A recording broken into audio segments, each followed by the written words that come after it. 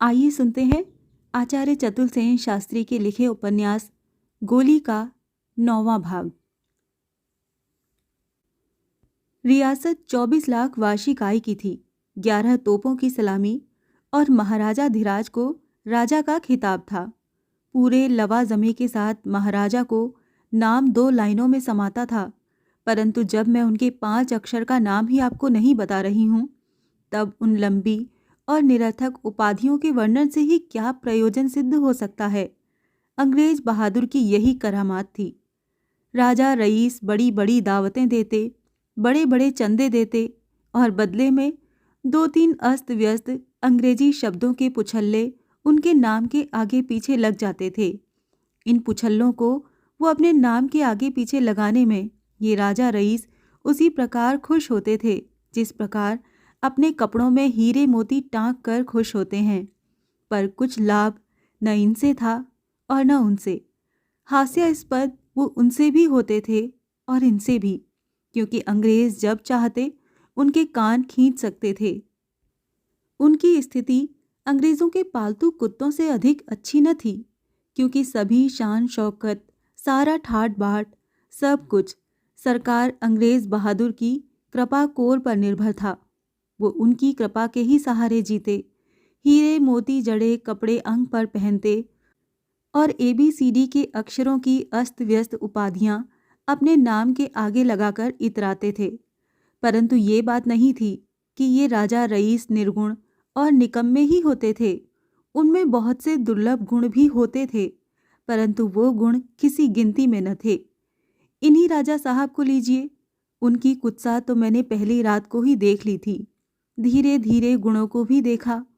बहुत बार उन गुणों से अभिभूत भी हुई, बहुत बार आश्चर्यचकित। बहुधा मैं सोचती, ये कितनी अद्भुत बात है। एक ही पुरुष में सूअर, सिंह, राजहंस अथवा देवता दानव के गुण दोषों का समावेश है। पर मेरे सोचने से ही क्या होता था। जो वस्तु थी वो तो थी ही। यूं रियासत थी दूसरे दर्जे की, पर उसकी प्रतिष्ठा बहुत थी। घराना पुराना था, राजपूतों की खरी जाती थी। कभी यहाँ के पुरखों ने बड़ी बड़ी लड़ाइयाँ की थीं। वीरता के लिए ये घराना इतिहास प्रसिद्ध था। आज तो वीरता का नाम भी शेष न था। मैं नहीं कह सकती कि कभी महाराजा धीराज को तलवार म्यान से बाहर करने की नौबत आई होगी। हाँ, शिकार में बंदूक का प्रयोग वो करते थे। शिकार की बहादुरी की इनकी भी बड़ी बड़ी कहानियां मशहूर थीं। राजधानी में बहुत सी नई बातों का समावेश हो गया था। बिजली की रोशनी तो मेरे वहाँ आने पर आ गई थी, परंतु गली कूचों में अब भी मिट्टी के तेल की लालटेनें लगी थीं। खास खास सड़कें खूब चौड़ी साफ चमकदार थीं, पर गली कूचे बहुत गंदे थे। पानी का निकास उसमें था ही नहीं। लोग मुक्त भाव से गलियों में पेशाब करते, गंदगी फेंकते, और इससे भी अधिक ये कि वहाँ की सड़कों पर पशु स्वच्छंद विचरण करते रहते थे। कबूतरों के चुगने के लिए ठौर ठौर पर थान बने थे। उन्हें लोग मनो बाजरा डालकर चुगाते थे। उनकी समझ में ये एक धर्म का काम था। सड़क चौराहों पर हजारों कबूतरों को निर्भय स्वच्छंद बाजरा चुगते देखना वास्तव में चमत्कारिक लगता था। महल खूब शानदार था। रंग महल तो सारा ही मकराने का बना था। शेष इमारतें भी कीमती पत्थर से ही बनी थीं। मैं जिस महल में उतारी गई थी वो छोटा सा तो था, पर सर्वाधिक आधुनिक साज सज्जा से सजा था।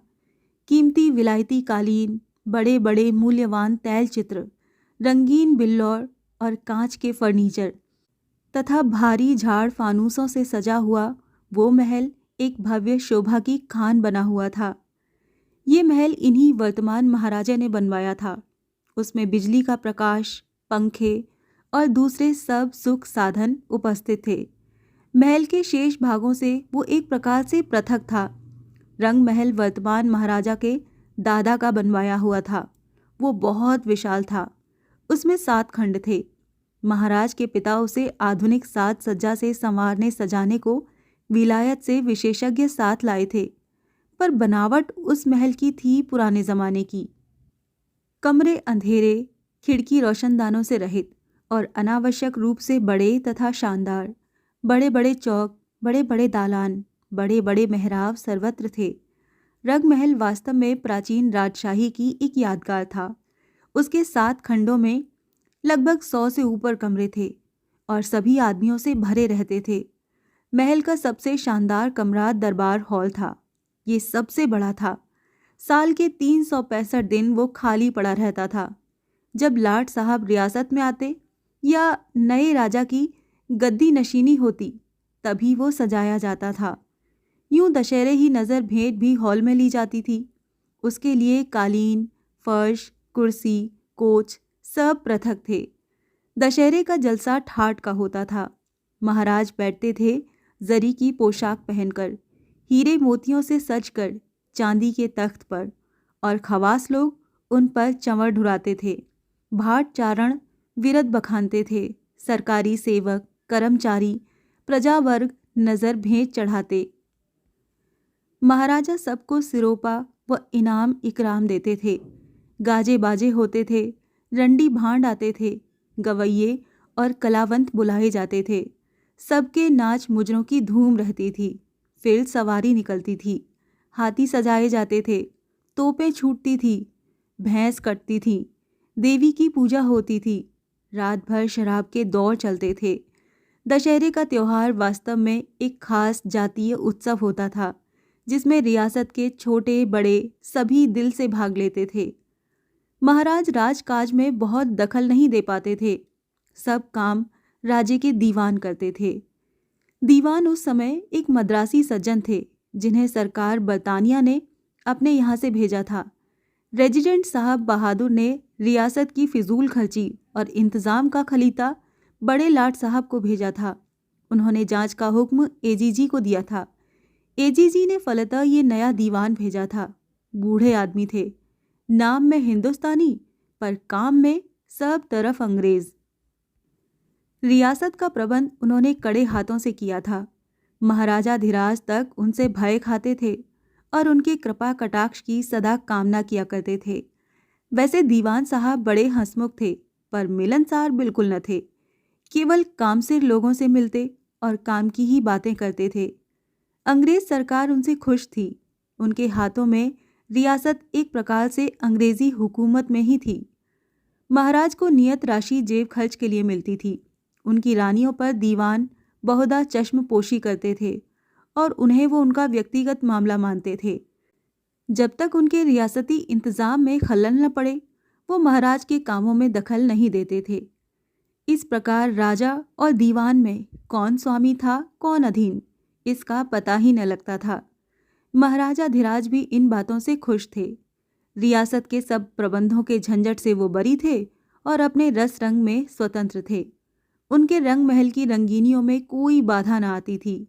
केवल इसी बार रेजिडेंट और दीवान को दखल देना पड़ा था।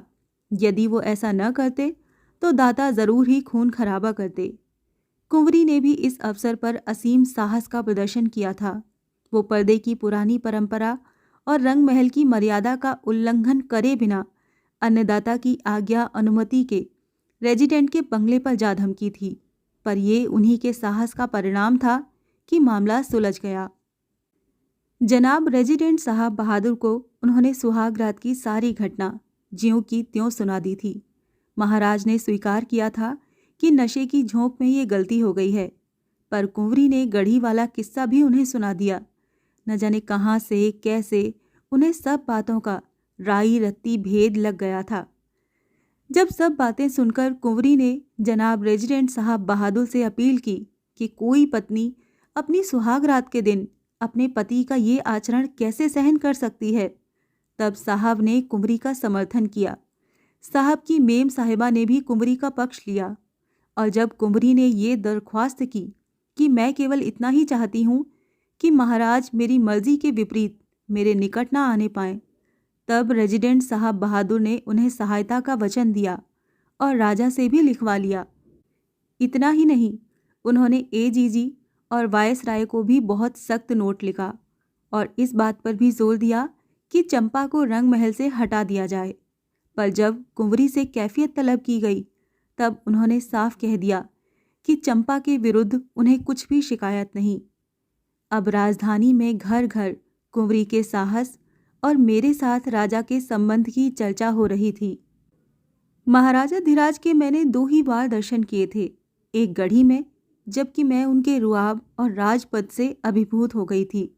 उस समय मेरे लिए सब कुछ अनुभूत, अद्भुत, अतर्कित और अकल्पित था। दूसरे यहाँ महल में, जबकि मेरा मन उनके प्रति वितृष्णा और घृणा से भर गया था। दोनों ही अवसर ऐसे असाधारण थे कि दोनों ही बार मेरी चेतना मूर्छित हो गई और मैं अपने में सीमित रही ही नहीं, परंतु आगे चलकर उनके गुण दोषों का मुझे विस्तृत परिचय मिल गया। महाराजा धीराज को 30,000 रुपये जेब खर्च के लिए रियासत से प्रति मास मिलते थे और इतनी ही आय उनकी व्यक्तिगत जायदाद से हो जाती थी। बम्बई कलकत्ते में उनकी कोठियां किराए पर चलती थीं। वो अनेक कंपनियों के हिस्सेदार थे। जब बम्बई कलकत्ते जाते, सट्टा फाटका भी करते थे। घुड़दौड़ में उन्हें दांव लगाने का बड़ा शौक था। इस प्रकार वार्षिक आय 6-7 लाख रुपए के लगभग थी, जो सब की सब लान तान में खर्च हो जाती थी। ये तो मुझे बाद में मालूम हुआ कि वो संस्कृत के पंडित हैं और अंग्रेजी के भी विद्वान हैं। 2 बार विलायत हो आए हैं, एक बार तो विश्व भ्रमण भी कर चुके हैं। वो अंग्रेजों की भांति धारा प्रवाह अंग्रेजी बोल सकते थे, श्लोकों का अर्थ लगा सकते थे। सैकड़ों श्लोक उन्हें कंठस्थ थे। हिंदी के वो केवल काव्य मर्मज्ञ ही नहीं, अच्छे कवि भी थे।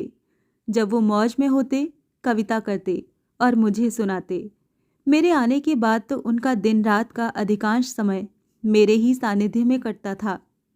वो कहा करते थे, पहले पंडितों की सभा में अपना काव्य सुनाकर उनकी प्रशंसा प्राप्त करने की चेष्टा करता था, पर अब तो तुझे ही सुनाता हूँ, तेरे ही लिए काव्य रचता हूँ।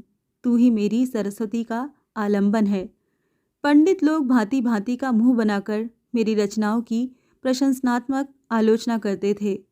तू केवल मुस्कुराकर मेरी ओर देखती है, पर तेरा ये देखना मुझे बहुत भाता है, बहुत मीठा लगता है। अब उन पंडितों के पोपले झुर्रियों से भरे मुखों की प्रशंसा से मेरा क्या प्रयोजन है, जब तू साक्षात वीणाधारिणी सरस्वती, शरतकालीन मेघ के समान उज्ज्वल, शुभ्र, शोभाधारिणी, शारदेदमुखी मेरे सम्मुख उपस्थित है। ऐसी ही बातें वो करते थे और मैं कलमुही ये बातें सुन सुनकर मस्त हो जाती थी। भला किसी को इतने बड़े राजा के मुख से ऐसी प्रशंसा सुनने को काहे को मिली होगी, खासकर मुझ जैसी मूर्खा गोली गुलाम को। मैं सुनते अघाती नहीं थी, जी चाहता था सुनती ही रहूं, और राजा इससे बहुत प्रसन्न हो जाते थे। संगीत में भी वो पारंगत थे। सितार, मृदंग और इसराज वो कौशल से बजा सकते थे। बड़े बड़े कलावंत उनके सामने कान पकड़ते थे। उनका आलाप में गर्जना के समान था। वो वातावरण में भूकंप सा लाता था। गुणी गुणी की कद्र भी करता है। बड़े बड़े गुणी कलावंत दूर दूर से आकर अपनी कला दिखाते, हफ्तों जलसे होते और लोग खूब इनाम इकराम लेकर राजा की जय जयकार करते थे। राजा बड़े भारी दाता थे, मुक्त हाथों से याचक को देते थे। विद्वान कवि जो भी उनके सामने पहुंच गया, उसे 5,000 से कम मुद्रा नहीं देते थे। सितार में उन्होंने कुछ खास परिवर्तन किए थे और इसराज में भी कुछ नए सुधार किए थे। संगीत पर उन्होंने एक शास्त्रीय ग्रंथ भी लिखा था, जिसे वो मित्रों को भेंट दिया करते थे। नानाविध भोजन व्यंजन बनाने में भी वो एक थे। अपने हाथ से उत्तम खाद्य पेय भोज्य बनाने और मित्रों को खिलाने में उन्हें बड़ा आनंद आता था। और अब तो लगभग सभी मित्रों का स्थान मैंने ले लिया था। वो मुझे खिलाते नहीं थे, भोग लगाते थे, जैसे भक्त देवी देवताओं को भोग लगाते हैं। विविध पकवान बनाने का उनका शौक इतना बढ़ा चढ़ा था कि कभी कभी तो दिन भर उनका इन्हीं कामों में बीत जाता था। उनकी इन बातों से मैं ढीठ हो चली थी, अपनी हैसियत भूल गई थी। कभी कभी गुस्ताखियां कर बैठती थी। वो मेरे ऊपर गुस्सा बहुत कम करते थे, पर जब करते थे तब बख्शते नहीं थे। मैं आगे बताऊंगी कि यहाँ आने के सप्ताह बाद ही किस प्रकार उन्होंने चाबुक से मेरी खाल उधेड़ डाली थी। शिकार का उनका शौक बेढब था। बंदूक हाथ में लेकर सीधे शेर के सामने जा डटते थे। निशाना इस कदर अचूक होता था कि शायद ही कभी खता हो। रंग महल का तमाम बरामदा और उनकी मर्दानी बैठक उनके मारे हुए शेरों, चीतों, गेंडों, जंगली भैंसों और मगरमच्छों के सिरों और खालों से भरी हुई थी। बड़े अंग्रेज अफसर उनसे केवल शिकार की ही दोस्ती रखते थे, मगर वहरे अंग्रेज बच्चे, दोस्ती की जगह दोस्ती रहती थी। राजा को वो बख्शते नहीं थे। तार तार ने खींच रखा था उन्हें। उन्हीं का खाते और उन्हीं को आंख दिखाते थे। पर राजा को विशेष चिंता न थी। वो अंग्रेजी लिबास पहन अंग्रेज़ों के साथ वैसी ही अंग्रेज़ी बोलते थे। तब कौन कह सकता है कि उनमें एक अधीन भारतीय है और दूसरा प्रतापी अंग्रेज़। वो परम वैष्णव थे। श्रीजी उनके इष्ट देव थे। श्रीजी उनके कुल देवता थे।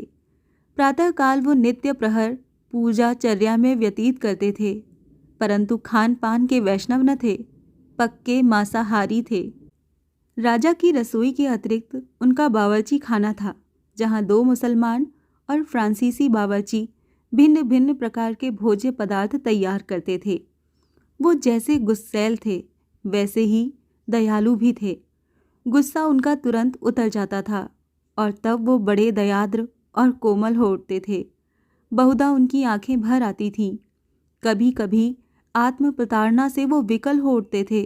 उनकी दयालुता की भी बहुत सी कहानियां विख्यात थीं और मुझ भाग्यहीना पर तो उन्होंने दया का दरिया ही बहा दिया था। कभी कभी तो वो भेड़ की तरह सीधे और आज्ञाकारी बन जाते थे, पर जब वो अपनी हट पर उतरते थे तब ब्रह्मा भी उन्हें टस से मस नहीं कर सकते थे। हमारे ऐसे ही अद्भुत थे महाराजा धीराज, हमारे अन्नदाता, जिनके साथ मैंने अपने जीवन के 21 वर्ष व्यतीत किए, पूरे 21 वर्ष। ब्याह के बाद कुंवरी 18 वर्ष जीवित रहीं। भीतरी महल के केवल 2 कमरे वो अपने काम में लाती थीं। जब तक भूर सिंह जीवित रहे, बाहरी आदमियों में वो ही उनके पास आते जाते रहे, परंतु उनकी मृत्यु तो शीघ्र ही हो गई थी। उनके बाद केवल एक दासी कुंवरी की सेवा में रहती थी। वही उनकी सब आवश्यकताएं पूरी करती थी। आवश्यकताएं उन्होंने अपनी बहुत कम कर ली थीं। वो एक सादा बिना किनारे की सफ़ेद सूती धोती पहनती और स्वयं रांधकर एक समय ही खाना खाती थीं। बाहर का कोई व्यक्ति, ना तो स्त्री ना ही पुरुष, उनसे मिल ही सकता था और न ही बातचीत कर सकता था। व्रत, उपवास, पूजा पाठ, दान धर्म वो मुक्त हाथों से करती। महाराजा धीराज ने इसकी उन्हें छूट दे दी थी। कभी कभार इत्तला करके महाराजा धीराज उनके पास जाते, कुशल क्षेम पूछकर वो चले आते। कुंवरी उन्हें ताजीम देती और बहुत कम, केवल आवश्यक बात ही उनसे करती थीं। रोगी होने पर भी वो बड़ी कठिनाई से औषधि खाती। गंगा जल ही उनकी महाऔषध और रामायण उनका आश्रय था। मैंने बहुत बहुत चेष्टा की कि एक बार दर्शन की इजाज़त पाऊं, पर बेकार। इजाज़त नहीं मिली, अंतिम समय में भी नहीं। केवल महाराजा धीराज को उन्होंने अंतिम क्षण अपने निकट बुलाया था, चरणोदक लेने के लिए। उस समय महाराज ने उनसे उनकी अंतिम इच्छा पूछी थी। इस पर वो कुछ नहीं कहकर चुप हो गईं। महाराज अश्रुनयन होकर लौट आए। रियासतों में उनका बहुत नाम था, मान था। लोग उन्हें दुर्गा का अवतार कहते थे। उनके संबंध में अनेक बातें संभव असंभव प्रसिद्ध हो गई थीं। जब वो मरी, राज्य भर ने मातम मनाया। सारे मंदिरों देवालयों में शंख घड़ियाल गूंज उठे। उस दिन राज्य के सभी ब्राह्मणों ने उपवास किया, सभी पुरुषों ने मुंडन किया और उसके बाद तो निरंतर कवियों चारणों की वाणी खुलती गई। उनकी गुण, गरिमा, पवित्रता, दृढ़ता, एकांतता की कीर्ति बढ़ बढ़कर रियासत और राजस्थान में फैलती ही गई और फैलती ही जा रही थी। मैं बहुत रोई। अब क्या कहूँ अपना दुख।